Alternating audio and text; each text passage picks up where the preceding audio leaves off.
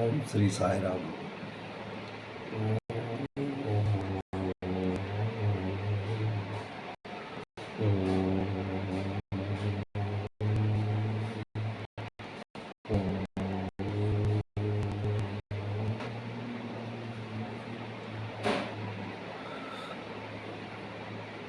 కృష్ణం వందే జగద్గురుం వసుదేవమతం దేవం కలసచాణూరమర్దనం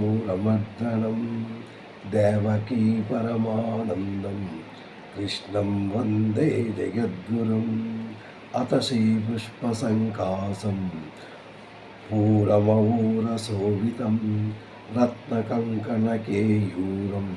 కృష్ణం వందే జగద్గురుం. సాయిరామ్. ఇప్పుడు మనం చదువుకున్నది ఆత్మ సంయోగ యోగం, అది 6వ యోగం. సో ఇది కంటిన్యూ చెయ్యాలని మనసు ఆరాటపడుతున్నా అది ఒక అదృష్టాన్ని కలిగినట్టయితేనే ఇది ఏమాత్రమైనా ముందుకు పోగలదు. అంటే నాకు ఇంట్లో బాగుంటే నేను తప్పగా చేస్తుంటున్నాను.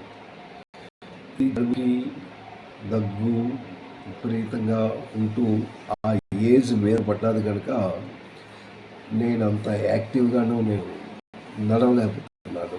అంతా భగవంతుడి కృష్ణం పొందే జగద్గురువు అన్నాడు. అంతా ఆ పరముడిదే.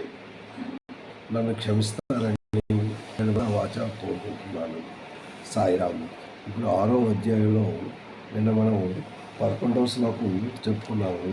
ఈరోజు 12వ శ్లోకం చెప్పుకుంటున్నాము. 11వ శ్లోకంలో ఏం చెప్పారు అన్నది మనం ఒకసారి నమరు వేసుకుంటే 11వ శ్లోకంలో ఆయన దీని గురించే ఇప్పుడు ఆయన ప్రశ్నించింది ఏంటంటే, ఇప్పుడు ప్రతి శ్లోకంలో ఆయన చెబుతున్నది ఏంటంటే, మీరు ఏ విషయాన్ని ఏంటంటే మనస్సును కట్టుదిట్టం చేసుకుంటూ మనసును మీ చేతిలో తీసుకుంటూ మీరు ఏ పైన చేయగలరు. దానికి కొద్దిగా సాధన కావాలి. ఆ సాధనలు ఎలా చేయాలి, ఎలా చేస్తే మీరు మీ ఇంద్రియాలను కంట్రోల్ చేసుకోగలరు అనేసి ఆయన చెప్పాడు. యోగి ఎంజేత సతతం ఆత్మానం ఆశస్థిత ఏకాకి యత చిత్తాత్మ నిరాశీర విగ్రహ అనేసి చెప్తూ, అందులో ఏంటన్నాడంటే శరీరేంద్ర మనస్సును స్వాధీనం చేసుకొని భోగ సామగ్రిని అది ఎప్పుడూ లోపలికి తీసుకోకుండా మీ మనసును భగవంతుని మీద కేంద్రీకృతం చెయ్యాలి అనేసి చెప్తూ, మళ్ళీ ఇంకేంటంటున్నాడు, శుచౌదేశి ప్రతిష్టాస్య స్థిరమానసమాత్మన నాత్యుచిత్తం వాత నీచం చైలాజీనకు సోత్తరం అనేసి మరొక శ్లోకం చెప్తూ ఏంటంటాడు, శుచిగా ఉండాలి, శుభ్రం ఉండాలి. మీరు ఏదైతే భగవంతుని ప్రార్థనకు మీరు సిద్ధమయ్యారో ఆ ప్లేస్ చాలా శుద్ధి చేస్తూ చక్కగాను ఒక మంచి ప్లేస్ని ఎంచుకుంటూ ఎటువంటి డిస్టర్బెన్స్ మీకు రాకుండాను చక్కగా కిందన ఆసనం వేస్తూ, ఆసనం మీద దర్పణ వేస్తూ, దాని మీద మెత్తని గడ్డి వేస్తూ, దాని మీద మళ్ళీ పరుస్తూ, అంటే మీరు ఆసనం వేసినప్పుడు కాళ్ళకు ఎటువంటి నొప్పి లేకుండా చక్కగా ఆసనం వేస్తూ పద్మాసనంలో కూర్చున్నట్టయితే చాలాసేపు మీరు ఆ భగవంతుని ప్రార్థనలో ఉండొచ్చు అనేసి ఆ శ్లోకంలో చెప్పారు. అయితే ఈ శ్లోకంలో ఏంటంటారంటే, స్థిరమైన ఒక ప్లేస్ అన్నది మీరు ఏర్పరచుకొని మీరేమో అక్కడ చెయ్యాలి అన్నాడు. అయితే స్థిరమైన ప్లేస్ అయిన తర్వాత మీరు అక్కడ మఠం వేసుకుంటూ, అంటే పద్మాసనం వేసుకుంటూ భగవద్ ధ్యానంలోకి వెళ్ళాలి. అది ఎలా వెళ్ళాలో ఈ శ్లోకంలో చెప్తున్నారు. అంటే భగవంతుడు ఒక మెట్టు మీకు ఎక్కిస్తున్నారు అనమాట. అంటే మీకు మనసును కంట్రోల్ ఎలా చేసుకుంటారో ఆయన చెప్తున్నాడు.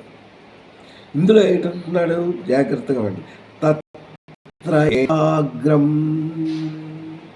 చూసారా, అక్కడ తత్ర తత్ర అంటే ఏంటా తత్ర ఏకాగ్రం, ఏకాగ్రత కలిగి ఉండాలి. తత్ర అంటే ఈ ప్లేస్ అంటే నువ్వు ఎక్కడైతే కూర్చున్నావో ఆసనం మీద ఏకాగ్రత కావాలి. తత్ర ఏకాగ్రం మనఃకృత్వా చూసారా, అంటే ఏకాగ్రత ఉంచి మనసును నీ కంట్రోల్లో చేసుకోవాలి. ఏకాగ్రం మనఃకృత్వా యత చిత్తేంద్రియ క్రియః, యత చిత్తేంద్రియ నీ మనసును, చిత్తేంద్రియ అంటే నీ మనసును కంట్రోల్ చేసుకోవాలి. యత చిత్తేంద్రియ క్రియః తత్రకాగ్రమణః కృత్వా యత చిత్తేంద్రియ క్రియః ఉపవిశ్వాసనే యుంజ్యాత్ యోగమాత్మని శుద్ధమే. చూసారా, శుద్ధయే యోగ ఆత్మాన శుద్ధయే, ఆత్మాన విశుద్ధయ అంటే అంతఃకరణ శుద్ధి కలిగి ఉండాలి అనేసి ఇక్కడ చెప్తూ తత్ర ఏకాగ్ర మనఃకృత్వ అంటే మనస్సును నీ ఆధీనంలో ఉంచుకోవాలి. తత్ర ఏకాగ్ర ఏంటి? తత్ర ఏకాగ్ర అంటే ధ్యానం చేసినప్పుడు ఎలా కూర్చోవాలి, దీనిగా ధ్యానం చేసినప్పుడు కూర్చున్నప్పుడు అది మనసు ఇటు అటు పరిగెట్టకుండా మీరు ఓన్లీ భగవంతుని మీద లగ్నం చేయాలి. లగ్నం చేస్తూ మీరు చేయాలి. అంటే ధ్యానయోగ సాధనకు అది కూర్చున్నప్పుడు ఏటి పాటించాలి, అది ఎలా పాటించాలి, అవి మళ్ళీ ఇంకా శ్లోకాలు 4-5 శ్లోకాలు దీని గురించే చెప్పారు. ఆయన మీకు ఏకాగ్రతలో నువ్వు ఉండాలంటే నువ్వు ఏం చేయాలి అని చేస్తున్నాడు అక్కడ చెప్తూ. ఇందులో ఏంటన్నాడు? యత చిత్తేంద్రియ క్రియ. యత చిత్తేంద్రియ ఏంటి? యత చిత్తేంద్రియ క్రియ. చిత్తేంద్రియ అంటే ఏంటి? మనస్సు చేత ఏంటి? మనస్సు చేత, బుద్ధి చేత ఆలోచించి నిశ్చయించి ప్రాపంచిక విషయము సర్వదా అంటే నీ మనస్సు చిత్తేంద్రియ, నీ మనసు అదుపులో ఉంచుకుంటూ భగవద్ ధ్యానంలో ఉంటూ పైన జరుగుతున్న విషయాలు ఏమీ లోపల పెట్టుకోకుండా అతి జాగ్రత్తగా ఉండమని ఆయన చెప్తున్నారు. మనసు కట్టుదిట్టం చేయడం అంటే అది మామూలు మాట కాదు. చాలా ఎటువంటి ఆలోచన కూడా మీకు ఉండకూడదు. ఏమీ ఆలోచనలు లోపలికి రానివ్వకూడదు. లోపలికి రానివ్వకుండా చిత్తేంద్రియ అక్కడ ఏంటంటున్నాడు చూసారా? ఏంటి? యత చిత్తేంద్రియ క్రియ అంటే ఇంద్రియాలు. ఏంటి ఆ ఇంద్రియాలు? జ్ఞానేంద్రియాలు ఉన్నాయి, కర్మేంద్రియాలు ఉన్నాయి. ఈ జ్ఞానేంద్రియాలు ఏంటి? మీకు చూస్తున్నాయి, వింటున్నాయి, వాసన చూస్తున్నాయి, నోటి నుంచి మాట్లాడుతున్నాయి. ఇది ఎప్పుడైతే మీరు చూపు ఒక వస్తువు మీద పడినదో ఆ వస్తువు లోపల తీసుకుంటుంది. అలాగే ఒక మంచి మ్యూజిక్ విన్నారు, ఆ మ్యూజిక్ కూడా మీరు లోపల తీసుకుంటుంది. అలాగే ఎవరు చెప్పిన మాటలు కూడా విన్నారు, అది కూడా లోపల తీసుకుంటుంది. మంచి వాసన వచ్చింది, ఆ వాసనతో కూడా ఉక్కు చక్కగా వాసన తీసుకుంటుంది. తీసుకొని అది లోపలికి పంపిస్తుంది. అప్పుడు నీకు తెలుస్తుంది, అమ్మా ఇదేంటి మంచి వాసనే అన్న భ్రమ కలుగుతుంది. ఇదేంటిది? జ్ఞానేంద్రియాలు. ఈ ఇంద్రియాలతో నువ్వు ఎలా పనిచేస్తే ఆ ఇంద్రియాలు పనిచేసినట్టయితే, అవి లోపలికి తీసుకున్నట్టయితే మీకు ఈ ఏకాగ్రత అన్నది పోతుంది. ఏకాగ్రత కావాలి అంటే ఇవన్నీ మీరు కంట్రోల్ చేసుకోవాలి. ఏంటి? జ్ఞానేంద్రియాలు. జ్ఞానేంద్రియాలు 5: ముక్కు, కళ్ళు, చెవులు, ముక్కు, నోరు, ఇవన్నీ శరీరం, ఇవన్నీ జ్ఞానేంద్రియాలు. కర్మేంద్రియాలు కాళ్ళు, చేతులు, ఇవన్నీ ఏంటంటే మీరు చేస్తుంటే అవి కర్మేంద్రియాలు. ఆ శరీరం ఉన్నప్పుడు ఈ చేతులు, కాళ్ళు, కడుపు, వీటి ద్వారా మీరు వేరే విషయాలు మీరు తెలుసుకోవచ్చు. అంటే ఈ 2 కర్మేంద్రియాలు, జ్ఞానేంద్రియాలు ఇవి మీ కంట్రోల్లోకి రావాలి. ఎటువంటి విషయం కూడా లోపల ఉండాలి. అందుకే యత చేంద్రియ అన్నాడు. ప్రాపంచిక విషయాలు ఏమి లోపలికి తీసుకోగలదా? అంతఃకరణ శుద్ధి ఉండాలి. లోపల మాత్రం అంతఃకరణలో చాలా శుద్ధి ఏర్పడాలి. ఇవన్నీ తీసుకుంటే మైండ్ డిస్టర్బెన్స్ అవుతుంది. మైండ్ ఎప్పుడైతే డిస్టర్బెన్స్ అవుతుందో మీ ఏకాగ్రత కోల్పోతారు. ఏకాగ్రత ఎప్పుడైతే కోల్పోతారో మీ భగవంతునితో ఉన్న కనెక్షన్ కట్ అయిపోతుంది. భగవంతునితో ఎప్పుడైతే మీ మనసు కట్ అయిపోయిందో మీరు ఆ యోగానికి మీరు ఇంక పనికిరారు అనమాట. అంటే యోగ సిద్ధి ఇంకా అవ్వదు. మళ్ళీ మీరు ట్రై చేసుకోవాలి. ఒక్కొక్క ఇంద్రియాలని కంట్రోల్ చేస్తూ మీరు మళ్ళీ మొదటికి రావాలి. అది ఏంటంటే మనసు కట్టుదిట్టం చేసుకోవాలి. మనసు కట్టుదిట్టం చేస్తూ దాన్ని ముందుకు పరిగెట్టించాలి. అందరం మనసు ఏంటి స్థిరంగా ఉంచుకోవాలి. ఆ పరమాత్మ ఏందే మీ జ్ఞానం లగ్నం అయి ఉండాలి. అది ఇక్కడ చెప్తున్నాడు. ఇక్కడ ఏంటిది? తత్ర ఏకాగ్ర మనఃకృత్వ యత చిత్తేంద్రియ క్రియ అని చెప్తూ ఉపవిశ్వాసనే యుంజ్యాత్ యోగమాత్మ విశుద్ధమే. యుంజ్యాత్ ఏ దానికైనాను మీరు ప్రాక్టీస్ చేయకపోతే అవ్వదు. దానికే యుంజ్యాత్. యుంజ్యాత్ అంటే మీ మనసుని కంట్రోల్ చేయడం. అంటే యత చిత్తేంద్రియ క్రియ అన్నాడు కదా. అంటే ఆ మనసుని ఇంకో దగ్గరికి పరిగెట్టించగల ఒకే దగ్గరగా ఉన్నట్టు మీరు చేసినట్టయితే యత చిత్తేంద్రియ క్రియ. దానికి ఏంటంటున్నాడు?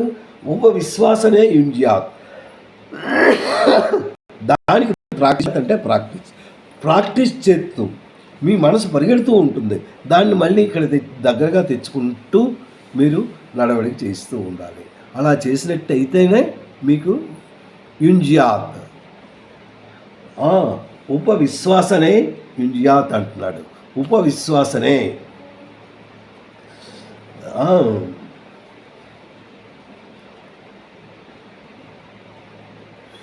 చిత్తేంద్రియ క్రియలను వశపరుచుకొని మనస్సును ఏకాగ్రత నుంచి అంతఃకరణ శుద్ధి కొరకు ఏం చేయాలి? యోగాన్ని అభ్యసించాలి. అంతఃకరణ శుద్ధి కావాలి. అది వీటితోని చెరగొట్టకూడదు. ఇంకా చెరిగిపోయి అంటే మీరు దానికి ఇంకా దగ్గరికి వెళ్ళలేరు. అంతఃకరణ శుద్ధి కావాలి.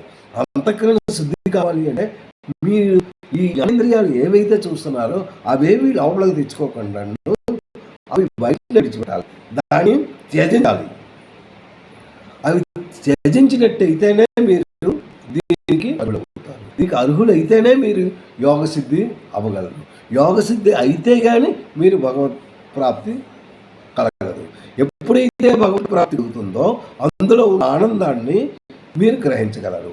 ఆ ఆనందం ఎప్పుడైతే మీరు గ్రహించారో ఇంకొక ఆనందం మీకు అవసరం లేదు. ఇంకొక ఆనందం నాకు అవసరం లేదే అంటారు. ఈ ఆనందం మహా ఆనందం.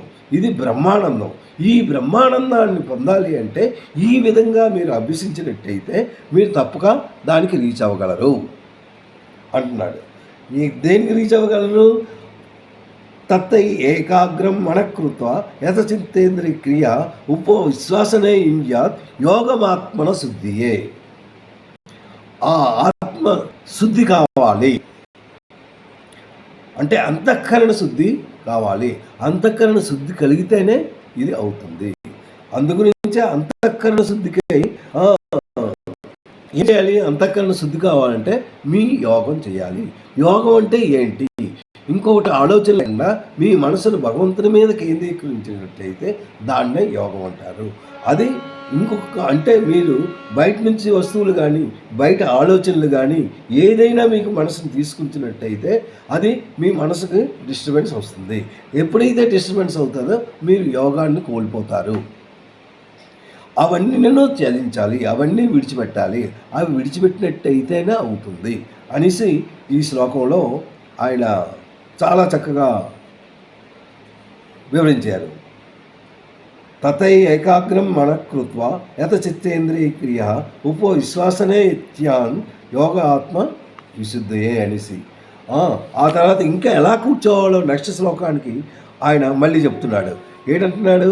సమకాయ శిరోగ్రీవం ధారయన్నాచలం కెప్ట్ ధారయన్నచలం స్థిరః సంప్రేక్షానాసికాగ్రం స్వం చాశ్చన లోకయన్ అంటే ఎలా కూర్చోవాలో ఈ శ్లోకంలో చెప్తున్నాడు. ఇది 13వ శ్లోకం. ఏంటంటున్నాడు? నమః కాయ శిరోగ్రీవం. నమం అంటే నువ్వు కూర్చున్నప్పుడు, అంటే ఇంతవరకు కూర్చొని ఏం చేయాలో చెప్తాను. ఆ కూర్చున్న విధం చెప్తున్నాడు ఇందులో. నువ్వు కూర్చున్నప్పుడు ఎలా కూర్చోవాలి? నిటారుగా కూర్చోవాలి. మళ్ళీ ఇలా వంగిపోయినట్టయితే పోతుంది. అంటే ఈ తల నిటారుగా ఉండాలి. నెక్స్ట్ నడుము కూడాను నిటారుగా ఉండాలి. అది నిటారుగా ఉంటూ నీ దృష్టి ఏకాగ్రతగా ఉండాలి. అది అలా ఉండాలని. నమఃకియ శిరోగ్రీవం. శిరోగ్రీవం అంటే మెడ, శిరస్సు, శరీరం, శిరస్సు ఇవన్నీ నిటారుగా ఉండాలి. నమఃకయ శిరోగ్రీవం ధారయన్నాచలం. ధారయన్, ధారయన్ అంటే అలా ఉంచమంటున్నాడు. ధారయన్ చ మళ్ళీ మరియు అంటే మీ ముఖం కానీ శరీరం కానీ మీ నడుము కానీ ఏమాత్రం ఉంచకుండా ఎప్పుడైతే నిటారుగా ఉంటారో ఆ నిటారుగా ఉన్నప్పుడే ధారయాన్ అలాగా ఉంచాలి. ధారయాన్ అంటే మీరు అలా ఉంచాలి. ధారయంచలం స్థిర. అదే స్థిర. స్థిర అంటే స్థిరంగా ఉండాలి. ఆ స్థిరంగా ఉన్నట్టయితేనే అవుతుంది అనమాట. ఏంటంటున్నాడు? నమఃకాయ శిరోగ్రీవం ధారయన్నచలం స్థిర. స్థిరంగా నిటారుగా చక్కగా మీరు కూర్చున్న స్థలం మెత్తగా ఉంటూ మీ శరీరం కూడాను చాలా చక్కగా సున్నితంగా నిటారుగా శరీరాన్ని కూడాను మీరు ఉంచుకోవాలి అంటున్నాడు. సంప్రేక్ష. ఇంకను మళ్ళీ ఏంటంటున్నాడు? సంప్రేక్ష అంటే మీ దృష్టి ఇంకో దగ్గరికి దృష్టి పంపించకుండా ఒకే ఏకాగ్రతగా ఉంచాలి. సంప్రేక్ష నాసికాగ్రం. నాసిక అంటే ముక్కు. అంటే ఊపిరి కూడా తీసుకుంటున్నప్పుడు ఒకే విధంగా తీసుకున్నట్టు నువ్వు చేయాలి. నాసిక అంటే ముక్కు ద్వారానే తీసుకోవాలి. ముక్కు ద్వారా తీసుకొని మళ్ళీ ముక్కు ద్వారా విడిచిపెట్టాలి. అది తీయడం ఎలా తీస్తున్నావు, విడిచిపెట్టడం ఎలా విడిచిపెడుతున్నావు అన్నది కూడాను మీకు ఈ దృష్టిలోని ఒక భాగము. నాసికాగ్రం స్వం. స్వం అంటే తన నాసికాగ్రంపై దృష్టి కలిగి ఉండాలి. మీరు ఊపిరి తీసుకుంటున్నప్పుడు ఈ నాసిక ఎప్పుడైతే ఊపిరి తీసుకుంటున్నారో ఇంకొక వైపు వెళ్ళకుండా ఆ ముక్కు నుంచి ఎప్పుడైతే ఊపిరి తీసుకుంటున్నారో దాని మీదే మీ దృష్టి కలిగి ఉంచాలి. నాసికాగ్రం స్వం దిశశ్చనవలోకయన్. దిశ అంటే చూపులు. ఈ దిశ ఆ దిశ అటు ఇటు పరిగెట్టకుండా దిశచన లోకయన్ ఎటు పోకుండా మీ చూపులు ఇటు కానీ అటు కానీ నిటారుగా ఉంటూ అలాగ చూస్తూ అదే ధ్యానంతో భగవంతుని మీద మీ మనసుని పెట్టినట్టయితే మీకు ఏకాగ్రత ప్రాప్తించును. ఏకాగ్రత కావాలంటే ఈ విధంగా మీరు చేయాలి. ఇది 11వ శ్లోకం అంటున్నాడు. సమం కాయ శిరోగ్రీవం ధారయన్న చలం స్థిర సంప్రేక్షణాసికాగ్రం దినశ్చనవలోకయన్ అని అంటున్నాడు. శరీరము, మెడ, శిరస్సు నిటారుగా అంటే నీ శరీరము, మెడ, శిరస్సు ఇవన్నీ నిటారుగా ఉంచాలి. అంటే మీరు నిటారుగా కూర్చోవాలి. అది నిటారుగా నిశ్చలంగా స్థిరముగా. ఇది కూర్చొని మళ్ళీ మనసుని ఇటు అటు పరిగెడితే మళ్ళీ లాభం లేదు. నిటారుగా స్థిరంగా ఉంటూ మనం భగవంతుని మీద లగ్నం అందించాలి. స్థిరముగా ఉన్నట్టు